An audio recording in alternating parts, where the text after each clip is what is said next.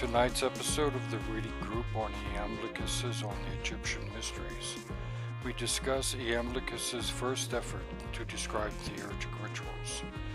He's still in the midst of countering Porphyry's objections, but he also starts to sketch the outline of theurgy.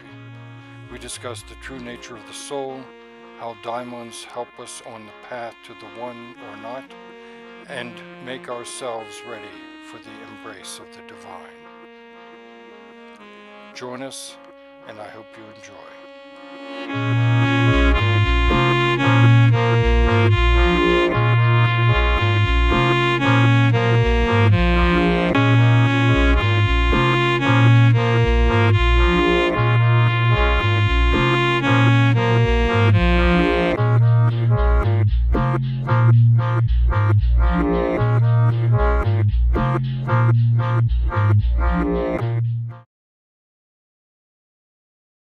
Hi everyone, thanks for joining. I wanted to take up, Farjana, the kind of where we left off last time, which I took to be wanting to understand what the rituals and are that Iamblichus is talking about.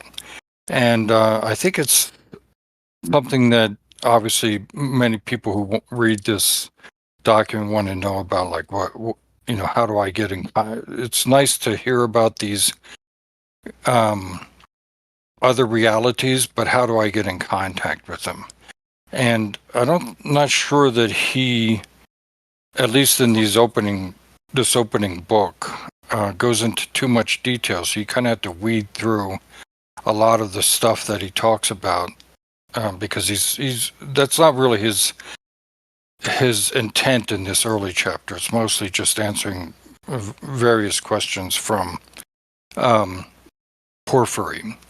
So it's kind of scattered back and forth. But I think if we do a deep dive into the chapters, we can kind of get a glimpse, at least. And he does take this up in later books. We do get a glimpse of what the rituals are that he's talking about, these theurgic rituals. And I think, like we talked about last time, Farjana, he talks about the gods, or the infinite, the transcendent, being like the light, which permeates everything. And we can't really position them in a place and time at all. They're obviously above time. They could be anywhere. At one point he says they can be anywhere they want to be. But they irradiate everything with their sublimity, their transcendence, which makes all of this cosmic sympathy possible. And if you look at page 39, it says, even as the sunlight then envelops what it illuminates, so also does the power of the gods embrace from outside that which participates in it. So this is one way he's setting up for being able to say, well, when we use correspondences, when we use certain objects within the rituals, including words, including actions, including objects such as rocks, candles, whatever it is, they are irradiated by this cosmic transcendence of the beings above all time and space. But before he gets into that, he starts talking about, he tries to take on Porphyry's notion of the gods being passable or impassable. And basically that means, do the gods have any passions? Are they somehow moved by what we do? And he makes it pretty clear that he doesn't believe that the gods in any way are moved, that they have no passion. And his example is the soul, where he talks, and to me, I think this can, at least it seems to me that this was not certainly something that I think is known or believed in popular culture, or even in our culture, that the soul has no passion. that the soul in its ideal state is and in its pure state is beyond all passion. It's only when it descends into the material world does it begin to take on the characteristics of matter, which is to change and to become something else over time. But the soul itself is divine, and because the divine does not have passion or is not movable in any way, so the soul is not movable in any way. So true theurgy, he starts to say, does not try to move the gods, but tries to make the soul, purify the soul so that it can become like the gods, which is passionless and having no passions. On page 47, he starts to get into some rituals which theurgists do practice, and he talks about some of them being such things as warding off evil, being useful as in purifying and dissolving human passions, because we have to purify ourselves so that we can become above and beyond anything that has change, like the gods. There are rituals which try to become one with the one. There are celebratory rituals which celebrate the gods and who they are. And then he talks about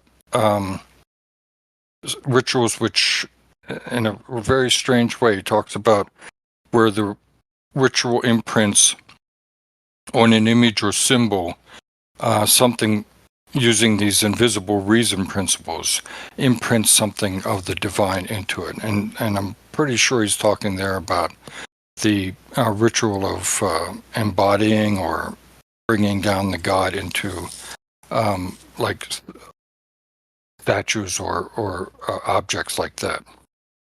On page 49, he says, then, let this then be our general explanation of the unsullied mode of divine worship.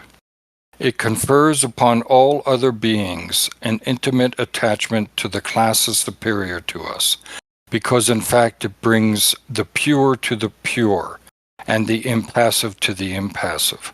So that's where he really basically sets out the fact that what we're trying to do here is to purify our souls, which as soul is like the gods, which has no emotions, has no anything material about it. I'll stop there. I have some other notes that I took down, but I think that's enough to we can start discussion at least.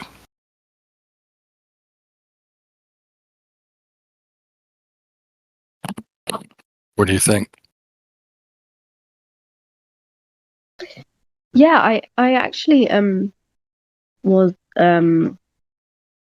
contemplating the non-desires part, which is quite emphasized in, I guess, most religions. But it's like, it always seems like, it's a bad thing to have these desires or whatever. But I think what it is in reality is actually a stilling of all of these movements within us, like the desire to eat, or the passions that we have. And a really interesting thing that I noticed is when I went to meet somebody or stay with somebody that was enlightened, because I really like like normal things like food and music and things like that, that I guess they get my passions moving, like the desire of food or the desire of music or whatever it is. And then, like, on the first day or the second day, I noticed that there was a stillness, like, coming into me. And as a result of that aligning, these passions just disappeared. Like, I had absolutely zero desire to listen to music. Like, it wasn't something that I was inclined towards, because normally I'd like to do that. or even food.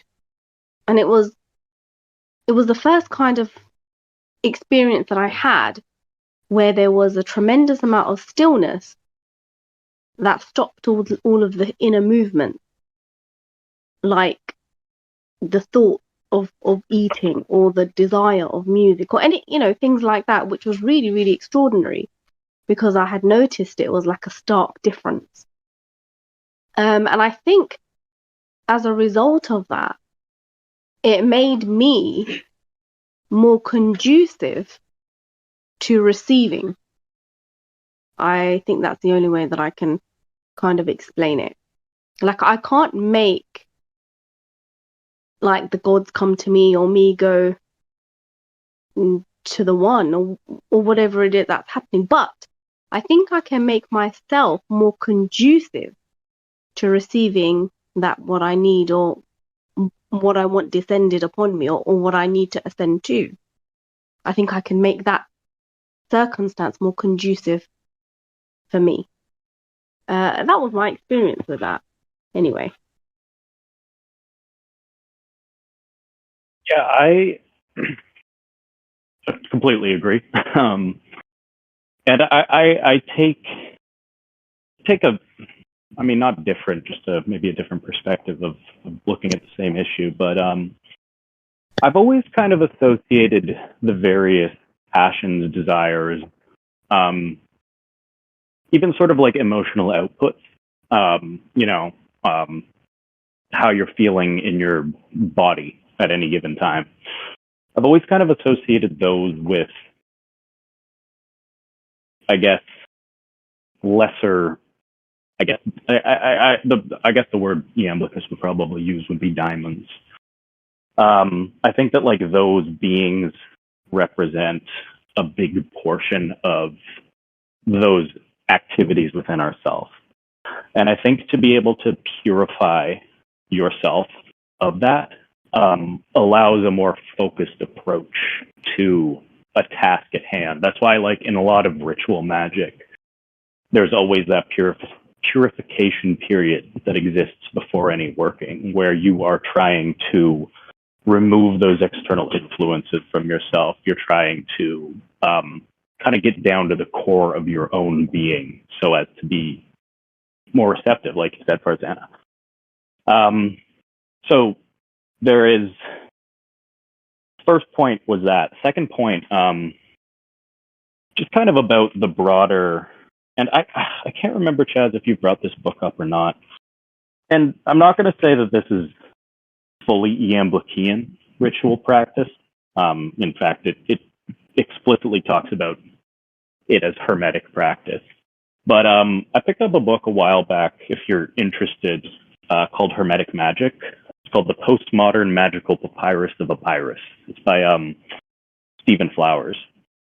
And it is generally, I guess it's using the technical Hermetica to kind of reconstruct these 3rd century rituals in, a modern context, postmodern context, I guess, as he puts it in the book. There's definitely some stuff that like I don't really vibe with in it. Like I've got some success with some of the rituals practiced in it. I've not had success with others, but I did find for me it was very valuable in kind of being able to build my own understanding of the value of ritual, because it gave me, I guess, a baseline from which to work. You know what I mean? So yeah, I don't know if Chaz, you've read it, but Farzana, it's definitely a good one for that kind. It's definitely a good one for like that kind of thinking about the issue. Sounds interesting. I'm just wondering. Thanks for that, and thank you, Farzana. I guess I don't have an issue with this. I mean, I think it's interesting that Iamblichus takes this notion of the soul somehow being passionless. But, I grew up, at least for some time, reading the Christian mystics.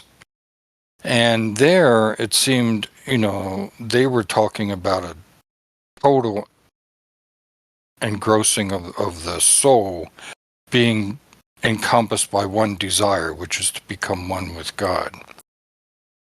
And I never thought of it.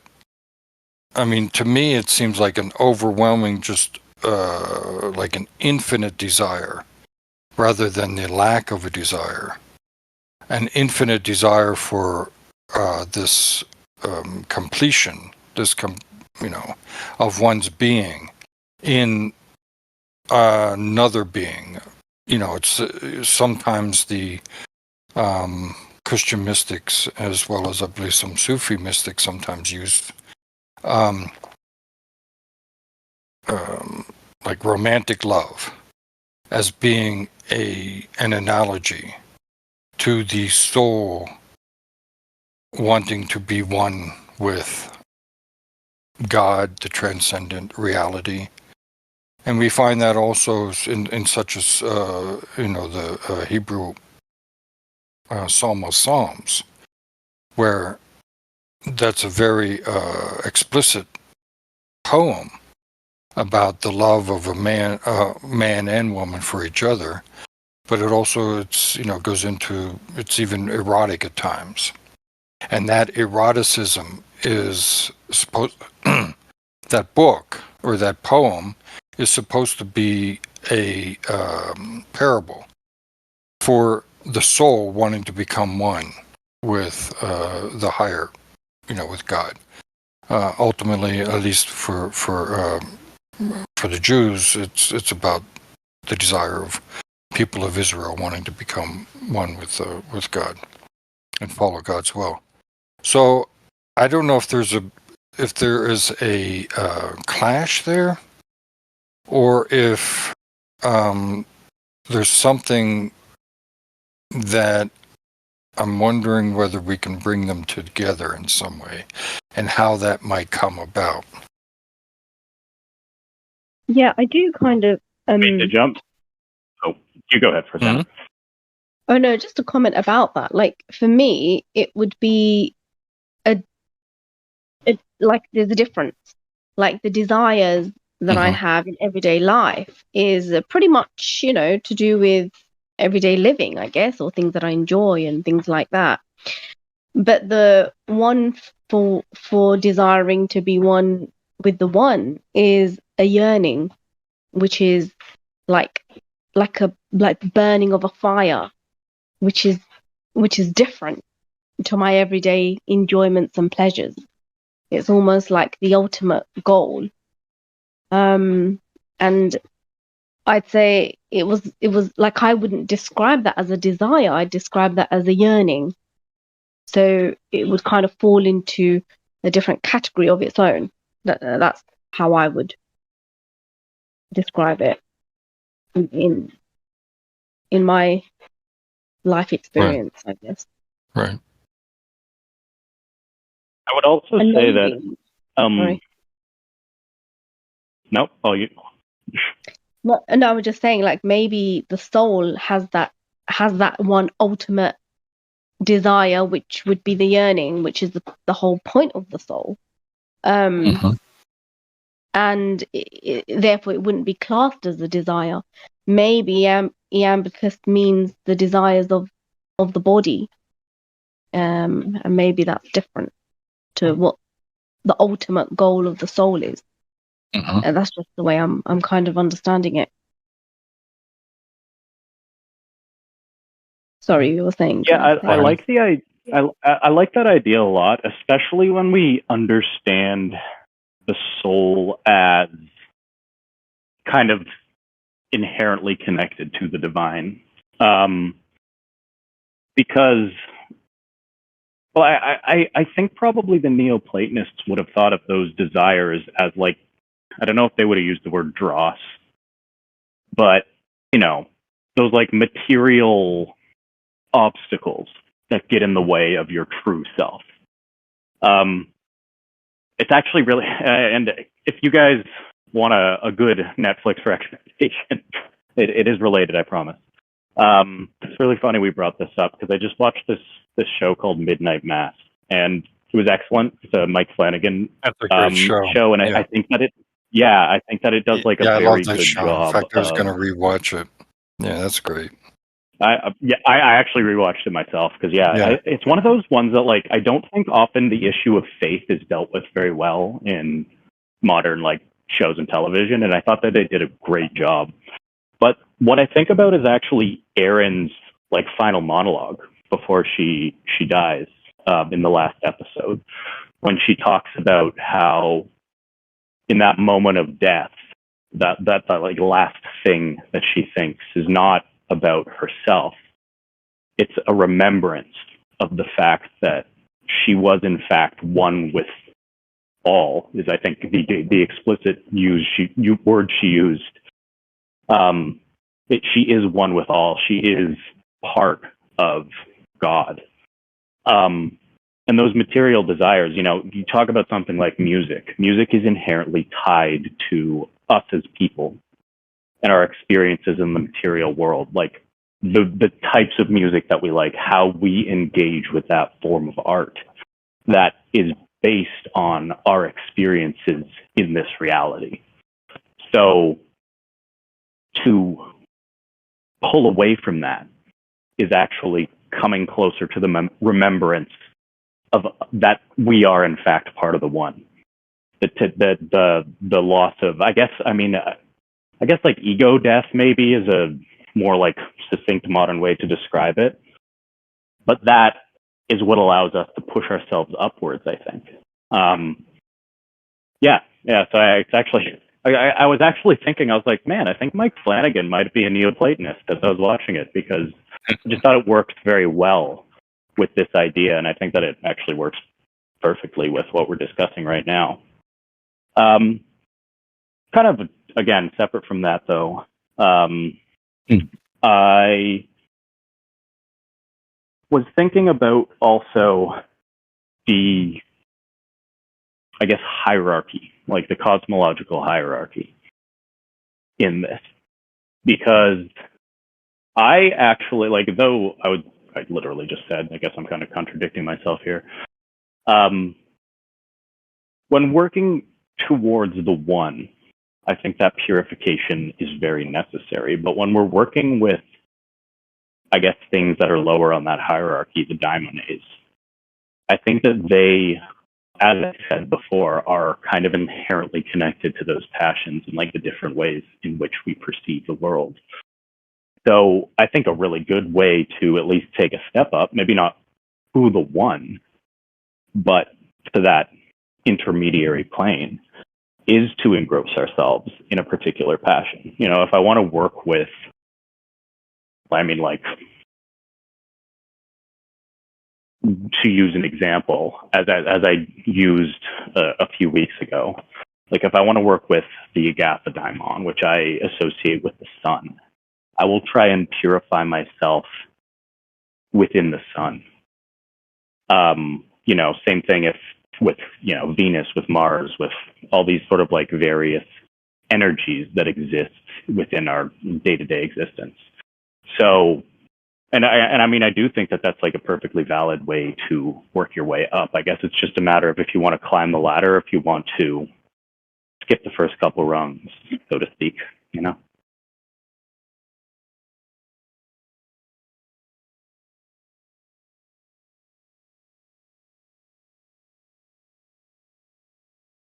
Sure. I'm just wondering, I love that, by the way. I love that show. And like I said, I was going to rewatch it. I've never heard anyone on a TV show get so passionate about, the afterlife, about any other types of reality aside from what we see in front of us. And, you get a real, at least to me, there's like a light that was emanating from, what was her name? The one of the main Erin. actresses, Erin, when she gives her speech about Kate Siegel, when she gives her speech about the afterlife and that kind of thing. Yeah, it's really amazing. And I have heard and read certain, let's say, mystics or others, like talking about following a passion, letting the passion run its course. And then that would somehow lead to another level. And maybe that's what you mean by going up another step. You Exactly. have your Yeah, passion, exactly. and Yeah. then allow it to run its course, and you will at the end of that you will find another path. It's like William Blake talks about. The road of folly leads to the palace of wisdom. You follow the folly, and ultimately you will indeed find another palace, or perhaps another road that leads you farther on to where you're hoping to go, at least. Yeah, definitely. I mean, like, I think that works very well in the framework that I at least, that I identify with, that I've been like working with for a while now, and I do think that like Iamblichus recognizes that hierarchy of reality, and that For like sure. branching off from one to many, Exactly. and I guess that's Yeah, probably why else what talk he about would these refer diamonds, to as right? the gods. Yeah, why else talk about the Exactly. diamond? Yeah. I mean, it seems that the reason we would be invoking the diamonds is that it is a staged process. We make ourselves amenable to one kind of daimon, and then reach that stage, and then somehow purge ourselves of whatever it is that daimon represents. Like you were saying with the solar image, you're making yourself Exactly. akin to that energy and that reality. Yeah, I always use the language of you're making yourself a symbol of it. Mm-hmm.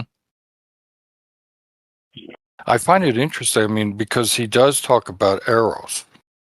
Well, at least not he, as well as the rest of the Platonic tradition.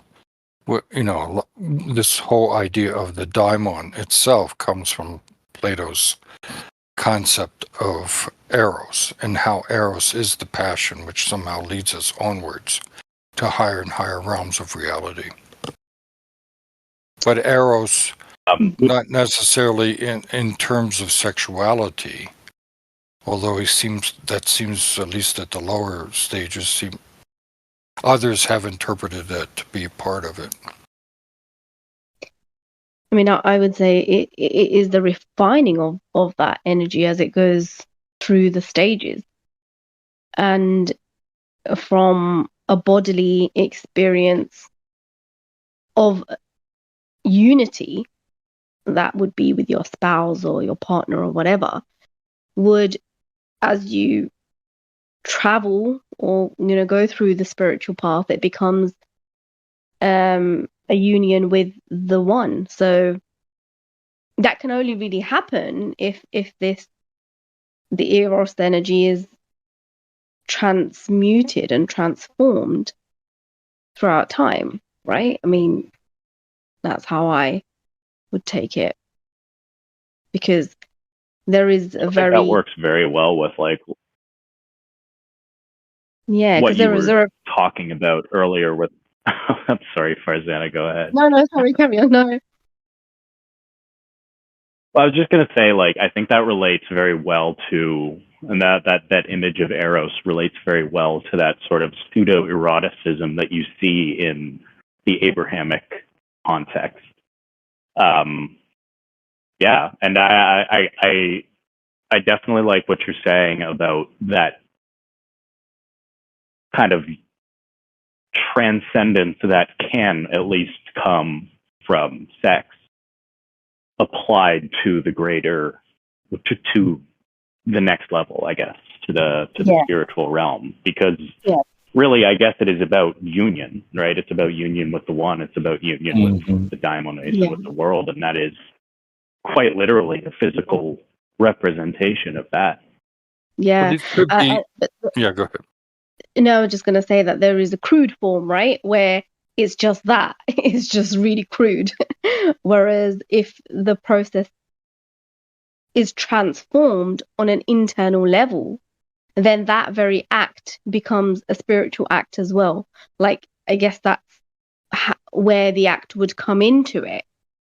But if someone hasn't realized that or understood it or transformed enough or purified enough, then it would stay at quite a crude level. I guess it depends on the level of the person, or what stage they're at. Well, I think think there's it's an like analogy to that with he talks about this, for example, on page 53, where he's talking about the ithyphalic, the rites where they brought in the herm, which is a depiction of the penis statues with the penis, and then I guess there was some ritual which included saying swear words or saying profane words related to that penis imagery. And he's saying, well, it's really not about that. It's not about glorifying the sexual aspects of that. It's about glorifying, for example, fecundity, because they are held in spring, and spring is when things blossom, etc. And then he goes on to say, for it is not the case that such activity draws down the passionless and pure into proneness to passion and impurity. On the contrary, it renders us, who have come to be subject to passions by reason of birth, it renders us pure and immutable. Somehow engaging in that ritual, which was, again, it's just basically just saying swear words and somehow doing homage to the herm, somehow renders us pure and immutable. If we somehow see through it, I guess, that there's another meaning to it than just the basic level of sexuality. Yeah, I mean, then you'd have to be able to see it like that, right? So it would be dependent on the person's level of consciousness, because otherwise they would never see that, or they'd never understand that or get a glimpse of that. So I guess it kind of ties in. And that's where the individual level comes into it, I would say. Where does that enlightenment come in, though, to see that?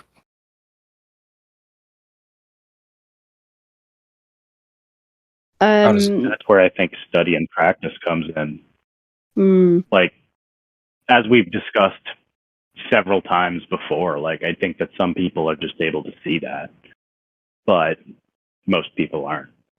Well, again, he's talking about a tradition. Remember, Ryan, this goes back to what I think one of the things that you brought up right at the beginning about the tradition. There is a tradition where these things are revealed as part of the tradition, right? You do have a teacher or a person who's more knowledgeable than you who explains these things to you. Like, I guess the Iamblichus is explaining it to us. Yeah, but again, it depends what you hear, because sometimes we could be saying these things or reading these things and I still wouldn't get it or still don't understand it. I don't hear it even though I've heard it. And then that person that it penetrates them, they see something different, or they've heard it, or something shifts. So that's kind of interesting, isn't it? Because in some ways that's exactly what he's talking about in preparing yourself, right? You're making yourself, or you're opening yourself, however you want to put it, to being able to perceive something else. That's it, yeah. That's it. But then, sometimes you could be saying something to somebody until you're blue in the face, and then they still don't see it or get it, or Right. So that's where I think that's the differentiating factor. Well, these rites are supposed to open us up to that, right? And when we say rites, these are the rituals, and he talks about, again, he had at least enumerated 6 that I counted. One of them was useful to purify and dissolve human passions. The example that he uses is when he's talking about the theory behind this. He talks about, for example, tragedy and our purging our emotions, like Aristotle talks about. When we view a movie or a film or a play or read a book, which really impacts us emotionally. That takes by ourselves somehow identifying with the characters or the actors or whomever, and then allowing ourselves to experience all of those things that character experiences, purifies us. It drains us of those feelings and those emotions. You know, in everyday life, it's just momentary, right? You know, it may last. I've read books. Sometimes they last, maybe a week or two, at the most. It's nothing that lasts forever, but at least it's the process. It's the process of being able to purge ourselves of these emotions and going through some type of very engrossing process that does that. Yeah, I agree. And I think it's twofold. I think there is a twofold nature to it, where what you just described, makes perfect sense. But then the other part of it is the preparation side of it. But then the person has to be receptive. Once all of those things are done, is there a receptivity? Because if that door is not opened, nothing's really going to kind of penetrate. And I think that that's the part that's to do with the knowledge. Because I think that we can only really grow or expand in consciousness once we have seen it for ourselves, or we've heard it for ourselves, or we hear something that we haven't heard before. See, that's really interesting right there, because remember, we're invoking daemons. These are supposed to be real entities, right? We're inviting these daemons into our lives, into our experience, so that they can reveal to us whatever it is that they're meant to reveal to us at that level, right? So we have to learn, obviously we would have to learn the different daemons in whatever stages along the path to the one are, but still it's that inbreaking of another reality in us into our everyday life, which somehow explodes everything. That's it. So that's what I mean by this, like, twofold thing, this other thing that has to happen. I think it's absolutely necessary. Ryan, you have experience with that, right? With the occult rituals? Yeah, I mean,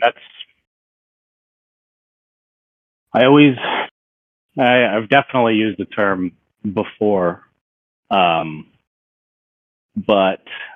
I always, whenever I'm explaining it to people, talk about it as especially when you're reading like a ritual in a book, like in a grimoire or something, like any book of ritual action, it appears to be a recipe. It appears to be like multiple steps on the path, which, I mean, it is obviously in a very basic sense that.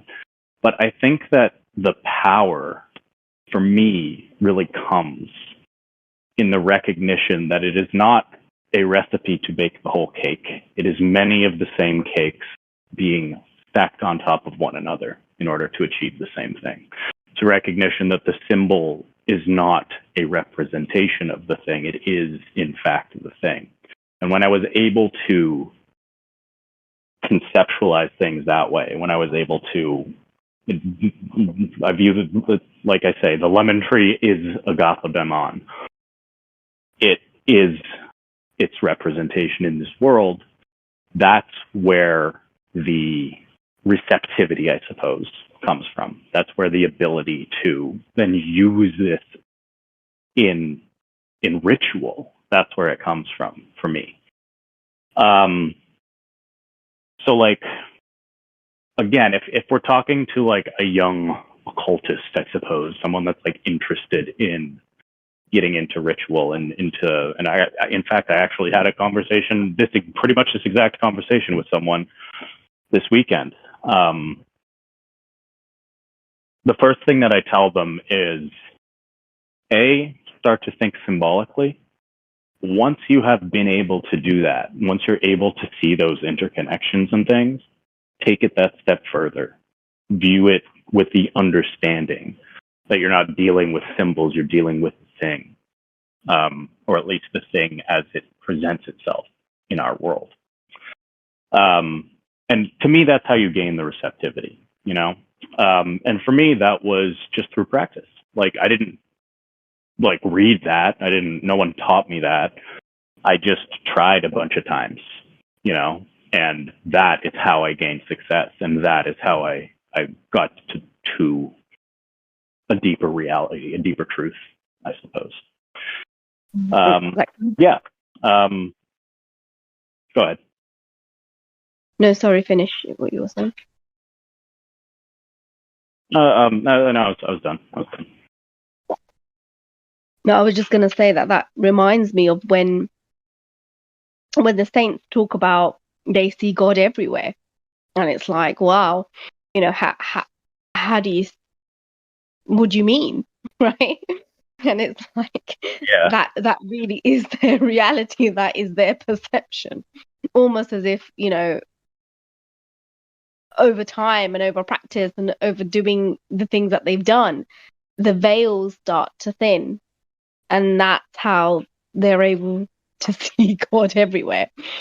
And then there's a saying in Islam where God calls himself the hidden. And then he calls himself the seen. So he is evident everywhere. But at the same time, he is hidden. It's really quite extraordinary. And what you were explaining. I think when you're able to view that thing, the immanence of God, the fact that God is in all, it does start to present itself. And again, I'm just ripe with like lame pop culture references tonight, but I got another one for you. I used to really like this metal band in high school called Black Veil Brides, and they had this whole concept album about Catholicism and anyways, that's not really important, but they have in one of their songs, the intro, they talk about the immanence of God, and they say, you split a piece of wood and God is there. You break a stone and God is revealed. And I think that is so important in order to, and especially if you're practicing any ritual, like knowing that is so important. That's where the ritual power comes from. If you just do the actions without having that understanding, you're just doing action. You know, you're doing something material. That's Meister Eckhart, but that was his saying. Oh, it is. Okay. Yeah. All right, there you go. The Christian, who was a Neoplatonist as well, but via negativa. Right. Right. Well, see, now I'm having a problem because it's not a problem. It's just a question. So he's talking about entities. And he's not talking about, at least it seems to me at this point, a perspective, a different way of looking at the world. He's talking about entities which somehow manifest themselves, and those entities, who knows, do something. Maybe just by their presence, the world just opens up. Like William Blake. William Blake used to see angels. And everybody goes, well, the guy was crazy anyway. Of course he saw angels. But he did see angels, and at least he says he did. And these angels conveyed to him his poetry, his visions of the other world, and that kind of thing. And supposedly one of the main assumptions of the occult is that there are entities which you can entreat to enter into your life and reveal things to you or do things for you. And I think that what Iamblichus is talking about here is indeed preparing oneself so that one can be either see an entity, invoke an entity, and have that entity reveal something to you, or be inhabited by a god and then somehow become something else. I think that's what he talks about in this, around page 50 or so, or 55 or so. He talks about what he's describing there is the invocation, which is the being possessed by the god and feeling that emptiness or that nothingness. But anyway, I'm just wondering what you all think about that. I mean, let me just say, Farjana, we talked about this last time, I believe, when we talked about entities. And it seemed you were a little bit skeptical and perhaps concerned. Yeah, like for me, it's kind of like I don't really focus on any entities. A little bit like other things in creation, I kind of see them the same. But if through my rituals, because I follow the Islamic way, so we do have certain rituals, and all of that is from our Prophet Muhammad.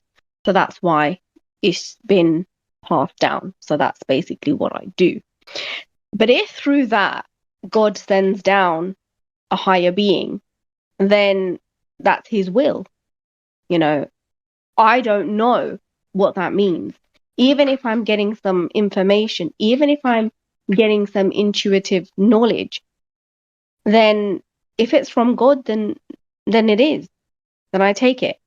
But I don't communicate with it specifically. I don't really know what it looks like. I don't really know what it wants, what it's trying to say to me. I have no idea because I keep going back to the one that I love. That's my creator. And if he's sending it down, then that's what it is. And if in my experience it's negative entities, then that's what it is. But I don't ever spend my time focusing on them, speaking to them, communicating with them, because I don't know. That's the truth. I have no idea. I don't really know. But what I do know is that I can always go back to the one that I love. And that's what I continuously do. And that's really how it's taught in my religion anyway. So I personally don't delve into it because for me, I just don't see why. I've got the one that I speak to. I've got the one that I pray to. I've got the scripture that's said to be from my creator. And that's enough for me. But what is interesting is that when Iamblichus talks about these other things, I'm very much aware of it. Right? I'm not in denial or anything like that. And I respect their presence or their being or whatever it is. But for me, there's only one God. And that's why it's my primary focus. So I do differ, but I also understand, like from what Iamblichus is saying. Now, whether or not through these rituals, it does give me contact with these higher beings, if that's what God wills, then so be it. Now, that's kind of my take on it, my perspective on it. Mm-hmm. Yeah, and actually, Farzana, you bring up an interesting point. Especially, and it's one that I've considered a lot after like becoming better acquainted with Neoplatonism and its kind of like philosophical underpinnings, and the fact that has impacted so much of occult thinking. Yeah, why am I messing around with these guys? You know what I mean? When there's something greater to be found.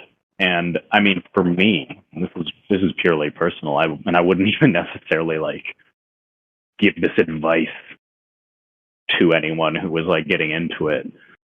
I have just simply I've had greater success in communion with, I guess, lesser beings, you know, like it's just been easier for me, for one. So when I'm searching for that wisdom, that like, and divine experience, that is, I guess it's an apple that's easily picked from the ground, so to speak. Well, and the other thing is, you know, I like, I don't know. I suppose there's also like the aspect of the seeker. You know what I mean? Where it's like, I love to learn about the world and the expansion of the world into greater realms. I'd like to know about that too. You know what I mean? Yeah, and I think yeah. I mean, neither here nor there. Just my own. Yeah. That's it. So that's why I respect it. So you know, I'm completely aware, completely, you know, not in denial or oblivious, and have great respect. And for the people that do whatever they do, that's their own personal journey. That's their own personal thing. That's their own personal interest. So that's why I have respect. I just Yeah. my personal No, I mean, like, yeah, fair enough. And like, I would love to, honestly, I'd love to be able to get to the point where, you know, I'm just shooting for the one. I just don't know if I'm there yet, I guess, you know? Now, and you know, to take on, I think from what both of you are saying, Iamblichus is certainly interested in reaching the one.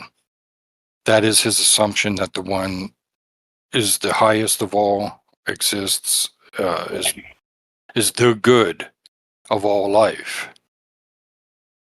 He does talk about, however, propitiating these other entities so that we can't purify ourselves because we're beings which have been thrown into this world, to use a existentialist phrase, thrown into this world with everything that entails, being raised in a material culture, having to use material things, having to think for our, you know, purely for our material goals, and never once being asked to think above and beyond the material. And then somehow someone gets it into their, you know, whatever it is, whether we're born this way. You know, I think at the beginning we talked about, he seems to think that it's an inborn, innate desire to want to see the one, to believe that there is something above and beyond this life.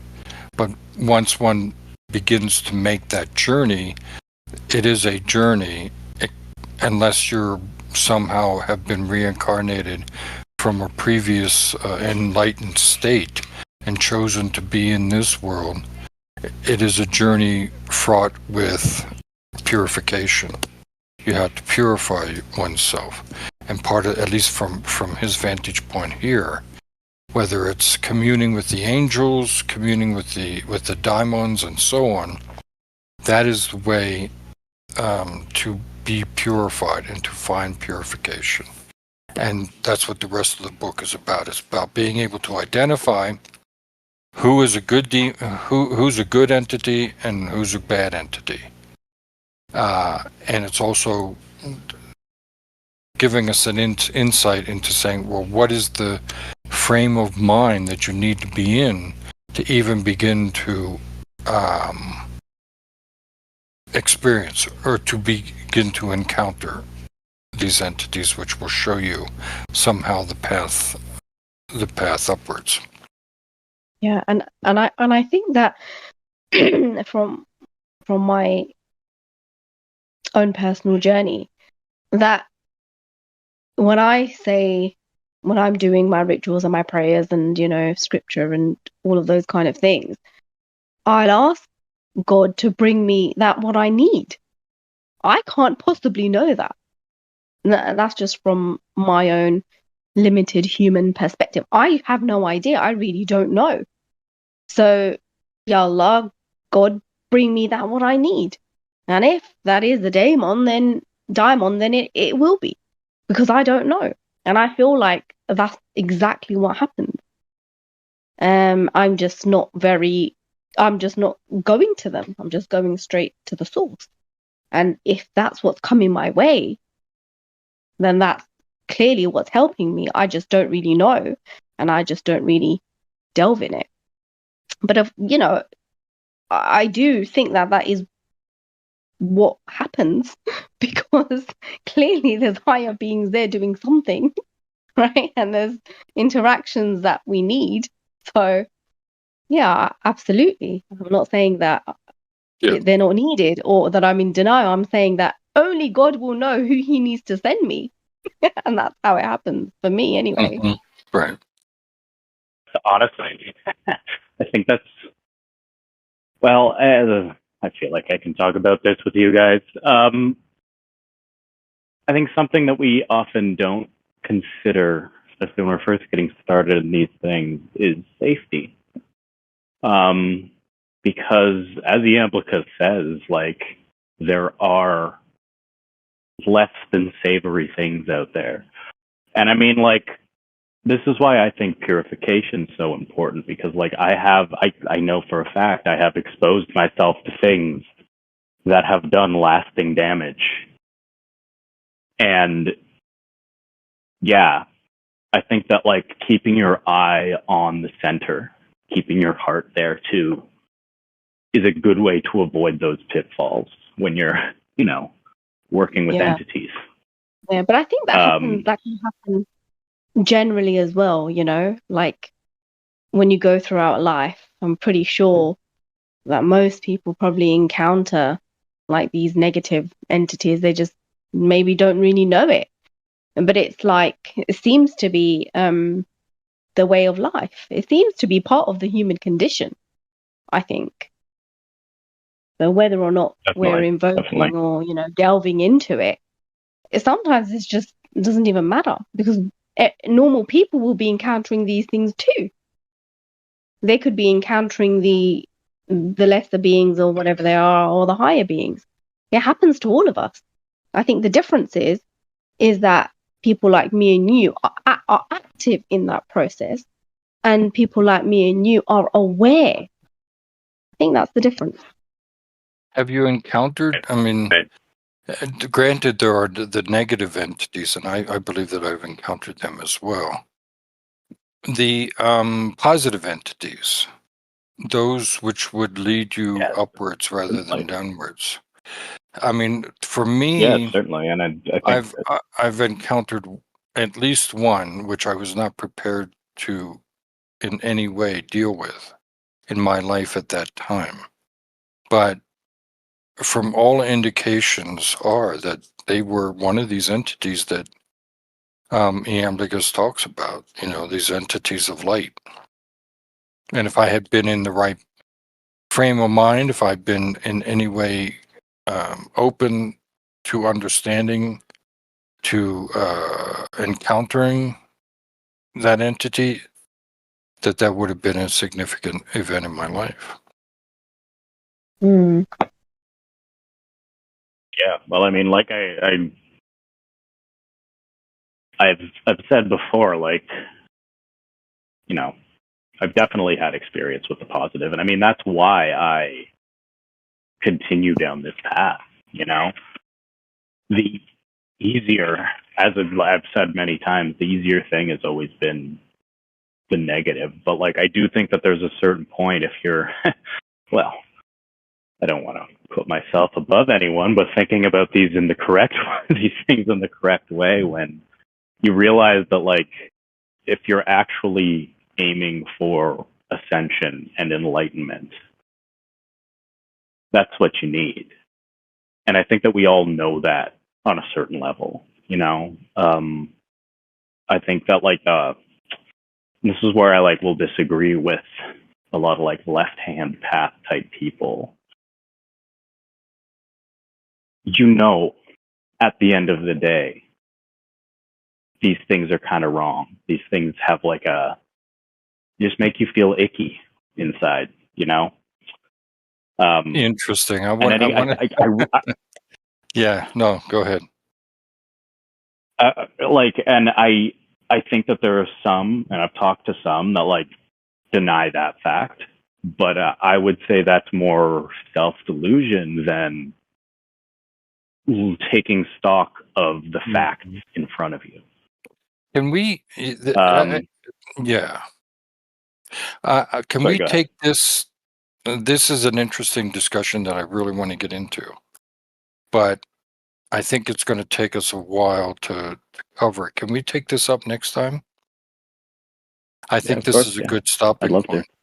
Yeah, because I also wanted to talk about that as well. But because we were talking about eroticism and sex as being, at least symbols for the passion that we have for the other reality, for transcendence. There are, of course, as you know, people who do sex magic and that kind of thing. And I'm not sure if that's exactly what you were talking about, but there is that aspect of things. And can those types of practices bring us into relationship with the transcendent? But I'd like to hold off on that until next time, if possible. Yeah, totally. No, I'd love to pick it up next week. Farjana, what do you absolutely. You game? Yeah. Do you also mean like the discernment, like being able to kind of tell the different encounters? Would you? Because I think when Ryan, you were saying about the feeling icky, like because there's a certain type of feeling around that kind of stuff. Yeah, I mean, definitely for me, that has been my experience, yes. And I think that like discernment is really important. It's when we're talking about like a broad journey. Like you can be, a ritual magician that just kind of takes your practices instance by instance and act in a way that, is like more self-oriented rather than like what's the word I'm trying to say? More unitary, I suppose. But I don't think that that's part of that journey, and I think that the journey, if you're going to be, especially if you're talking about ritual, especially if you're talking about ritual that does interact with things beyond the one, so important to have that discernment and know when you are not doing something that is serving you. Yeah, absolutely. And I think safety maybe is tied in with that as well, like the safety aspect. Certainly meant psychological sanity, I would think. Yeah, absolutely. Oh yeah. Yeah. So let's I'm glad everyone go ahead, Brian. No. All good. Yeah. So we will bring this up next time, and I will, because this is exactly where I believe that Iamblichus is taking off from the same types of occurrences, happenings that were going on in his time in terms of the goetic practices related to magic. And he's definitely has something to say about this kind of thing.